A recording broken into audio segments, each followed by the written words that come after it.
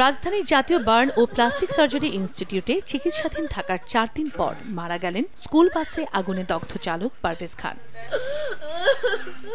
মানিকগঞ্জের শিবালয় উপজেলার ফলসাটিয়া এলাকার বাসিন্দা পারভেজ দি হলি চাইল্ড স্কুল অ্যান্ড কলেজের বাস চালক ছিলেন। 12 নভেম্বর বাসের ভেতরে ঘুমিয়েছিলেন তিনি। এ সময় দুর্বৃত্তদের আগুনে গুরুতর দগ্ধ হন। খবর পেয়ে পুলিশ তাকে প্রথমে জেলা সদর হাসপাতালে ভর্তি করে। অবস্থার অবনতি হলে নেওয়া হয় রাজধানীর জাতীয় বার্ন ইনস্টিটিউটে। সেখানে সোমবার সকালে তার মৃত্যু হয়। এই ঘটনায় জড়িতদের সুষ্ঠু বিচার দাবি স্বজনদের। আমার ছেলে জ্যান্ত মানুষে পুড়িয়ে মারছে, আমার কোনো রাজনীতি আসলো না। একমাত্র উপার্জন করে আমার আব্বু বাড়িতে, আমার আব্বুরে আগুন দিছে গাড়িতে। আমি এটার বিচার চাই। যারা এই কাজ ঘটিয়েছে আমরা গ্রামবাসীর পক্ষ থেকে তাদের শাস্তির দাবি করছি।